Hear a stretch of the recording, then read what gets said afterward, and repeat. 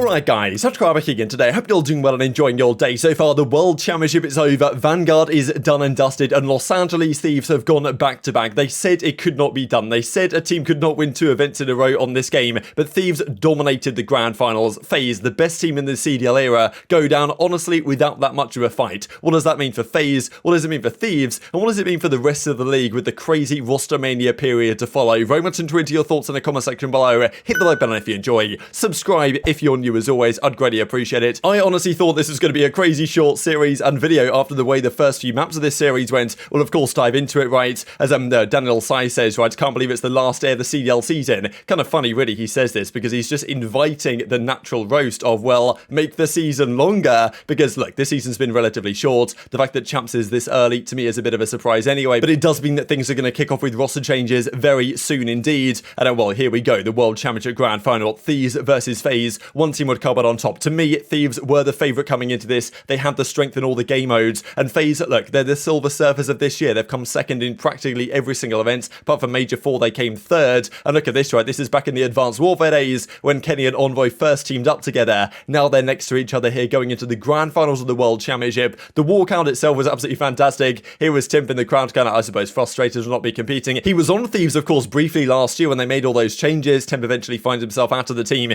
This year, they say, look, we're not going to change anything apart from the roles. And honestly, the way this team has clicked in the latter half of the season is so impressive. All season, all the talking point was, wow, Vanguard's so inconsistent. Anyone can do anything on any given day. You look at this tournament, how many upsets did we see? Maybe Surge making a deeper run than people expected. I had New York beating OpTic instead of the other way around, but the bracket that myself and Chrome put together and Lion Man on the Breaking Point podcast was perfect in terms of placings. The bracket wasn't exactly right, but the placings for this tournament we got exactly right. Outside of OpTic being, we had them 6th and we had New York 4th. It was the other way around in the end, but honestly this tourney out of nowhere just became consistent, and it was largely Thieves just becoming the dominant force that they seemingly are. During this series as well, there was some announcements of beta dates for Call of Duty Modern Warfare 2. Hopefully this game's good. Vanguard is done. We might have to deal with this game for 2 years, of course, and they even revealed some map actually here as well. Actually, it looks almost like the Singapore Grand Prix. I'm not exactly sure what Grand Prix this is meant to be based on, but you know, still, it's a Grand Prix track somewhere. There's a map that was leaked, so pretty cool stuff as well. Let's dive into the Grand Finals. First of all, that this was actually cool that they got Courage to do the announcement. Like, you know, he was awesome at this, right, in his home city for, you know, 100 Thieves. He's part of that organization, introducing LA Thieves in front of the home crowds, which is fantastic stuff. And we have seen, to be honest, so far this season, the home crowd advantage can play a factor. It honestly, if anything, played slightly worse against Thieves as we talk about the very final map of this series in terms of the crowd giving stuff away. We'll discuss that a bit. But yeah, the crowd was absolutely fantastic. This intro was superb as well. They go dark. They kind of go for the Crimsix route that he did back at Major 4. Kylo Ken, I remember seeing a video of Kylo Ken like unboxing this lightsaber a while ago, and he brings it out on the main stage ahead of the grand finals. Thought that was so cool, right? Kylo Ken, he comes out with, you know, the hood on and everything. He was kind of looking like Illy the Undertaker from the Modern Warfare opening weekends. But here comes Kylo Ken. They were having a good time, and they started off this series hot. Game 1, Gavutu Hardpoint. Honestly, every single map and mode combination in this series, I was like, Thieves might just be favourites here. Game 1 was honestly not particularly close early on. FaZe were leading by like 50 points. Thieves just came to play the second rotation.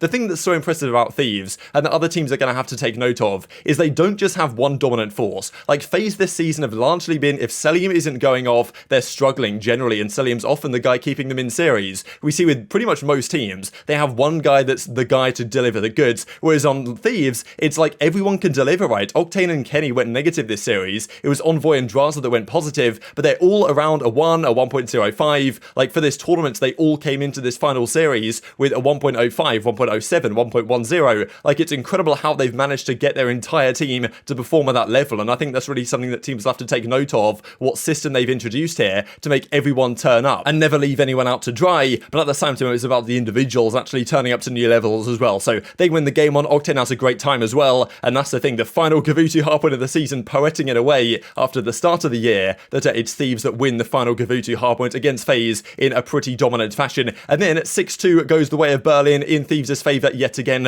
a 1v1 between Drazah and Arcitys. People might not like Drazah because of the antics he plays at times and, you know, some of the trashy talks, but look, I just love having a personality of that caliber in the league. This guy's not afraid to talk trash, and he's not afraid to deliver the goods as well. This guy's got confidence, and for good reason right now, because he was honestly showing up here. FaZe had a chance in this map early on. Thieves taken in dominant fashion, and then I was like, hang on a second here, because Thieves just ran away with this series. It was 2-0 as well, quick as a flash, and then it was 3-0 right after that. We go here to a Tuscan hardpoint, and again, Drazah was showing up, making plays. It goes down to the wire a little bit, but this is the thing with FaZe. We've seen it quite a few times. Give them a close hardpoint where they need to close out in a, 210, who's going to get to 250. It's usually FaZe that falls short in those settings. Thieves, they do it again. That's the thing. Everyone can just turn up here. They take a 3-0 edge. That was actually when they're already up 3-0 to make it 4-0. This was to go up 3-0. It was a Gavuta control, probably the closest map in this series that Thieves won. But again, they got the defense in the final rounds. aBeZy's not going to be happy about that, right? The auto mantle, he had a chance here to actually make it happen. He was staying down. FaZe looked like they'd won this round, but Drazah tries to go through. aBeZy gets the jump on it, but he accidentally mantles up on top of it. I'm guessing it was an accidental. Kenny kills him, and that's a free round to Los Angeles Thieves. 3-2 in their favor. 3-0 quickly becomes 4-0, and then the discussion was, wow, this is over, right? There's no way that Thieves blow this lead. There's no way that the clutch factor from FaZe can come through.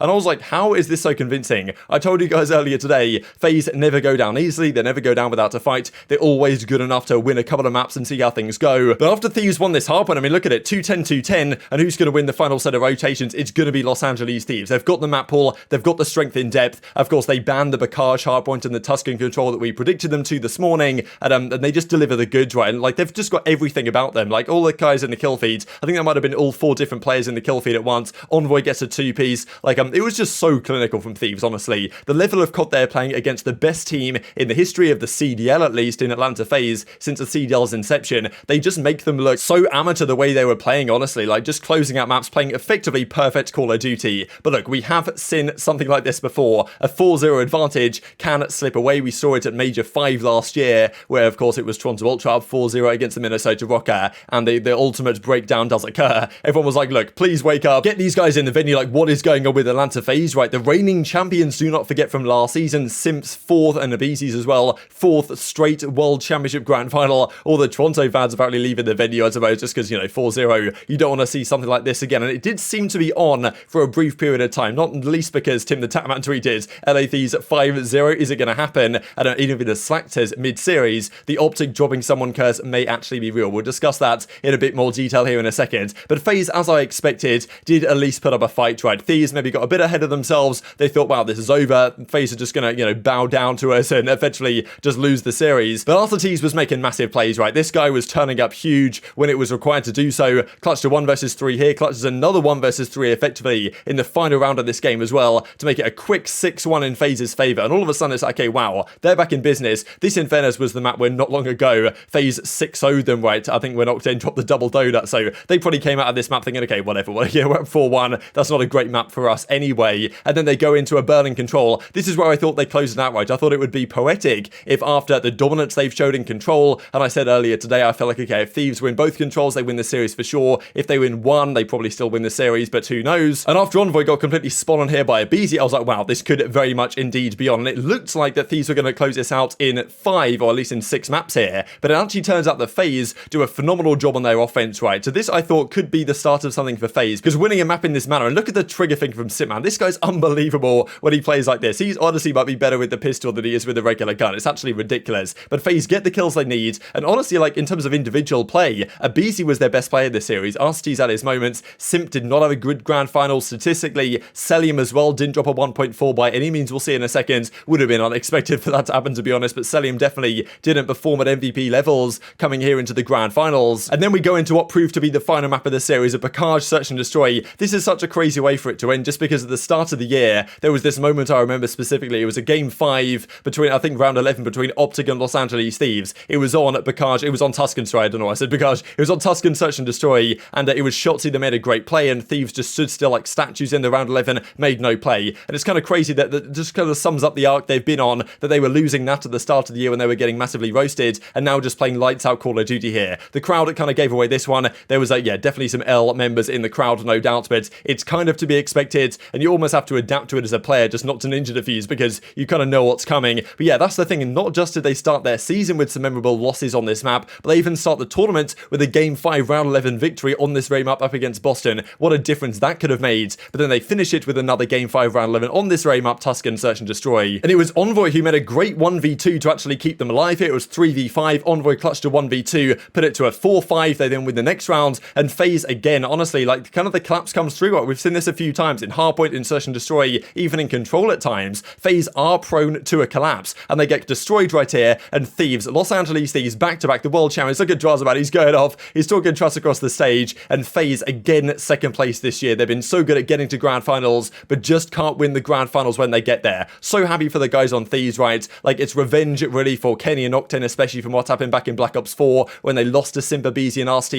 in the grand finals. Then Kenny gets his first ring, Octane gets his first ring. That's been a long time coming, but Envoy as well, what a moment for him after leaving OpTic last year and the struggles that they have suffered as a team, and then Drazah kind of coming out of nowhere as a World Championship winner. That's a crazy story in and of itself, to be honest. Call of Duty World Champions, and it's not just, of course, the team. I mean, honestly, you've got to give credit to JCap and Mudog, but also to Shane. When this guy came into the team as their kind of like new assistant coach, the team themselves have given him so much credit, and that was the moment where their season turned on its head, to be honest. From going to be a team that's struggling to fight for World Championship qualification to all of a sudden winning Major 4 and Champs, that was kick-started when Shane came into this team, right? And I'm sure that Shane would have been the guy behind the scenes. Like, JCap isn't the guy to necessarily rouse the troops. Okay, you're up 4-0, it's now 4-2. Who's the guy that's going to get you back into the right headspace? Shane, I'm sure, was going to be that guy. So I think, honestly, incredible bit of teamwork. And the other part of it, of course, is Nadeshot, right? This, I thought, was such a great moment, just, you know, as a long-time Call of Duty fan, just to see this, with Nadeshot going kind of full circle from being, you know, player winning the X Games, winning, like, all the way back in the day, I guess, CoD XP back in Modern Warfare 3 or whatever it was called, winning that, which was the first $1 million tournament, to having a great career, starting 100 Thieves, and now winning a World Championship as an owner. Like, that's just an awesome arc for a Call of Duty player to have had. And of course, he's so much more now than just a retired Call of Duty player. But yeah, what a moment for him and the entire team. He made a statement as well saying, look, you know, you guys who stuck by our team,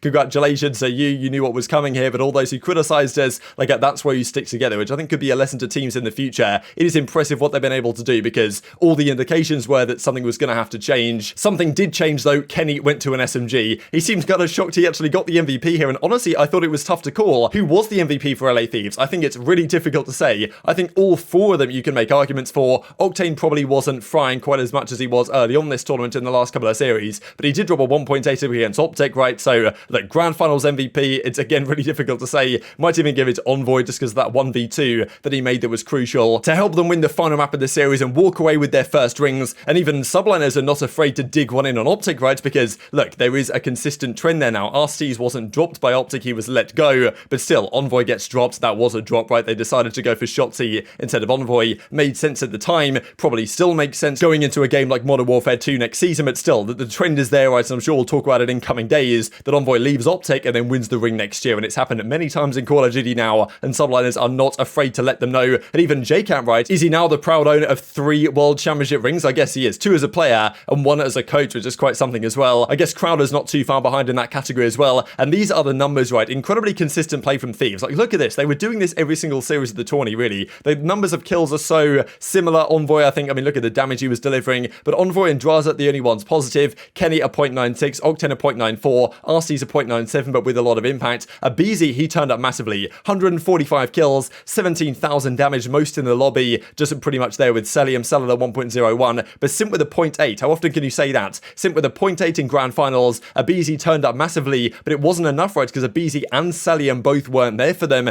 and when that happens, a team like Thieves with just superior teamwork is going to come out on top. Even as Nastie says, worst CoD season I've ever been in, so close to winning every event, absolutely terrible. So, look, what does this mean for FaZe? I think it actually has massive implications for how FaZe's kind of, well, era is remembered. They dominated last year, but they failed to capitalize on the dynasty, right? Like, they had a chance by winning pretty much any event this season, especially the World Championships. FaZe would have solidified this last 2 years as kind of the FaZe era. Even if they'd have come second, third, and then won the event, you could have very much said, okay, look, FaZe pretty much were the best team in that entire period. They still kind of were, but I think they failed to cement their dynasty. Maybe they can do that next year, but this team is never going to carry the same weight as an OpTic dynasty, a complexity dynasty, based on this defeat. What a tournament, though, and deserving champions in LA Thieves. I'm sure there's going to be so much more to discuss over the coming days. Now is the best time to subscribe, because not only are we going to talk about loads of drama, I'm sure, following this tournament, but roster changes immediately are in the works, and Call of Duty Vanguard is officially done and dusted. Thank the COD gods. Very much intrigued to your thoughts down below. Hit the like button if you enjoyed. Subscribe if you are new as always. Take care of yourselves, and I'll see you next time.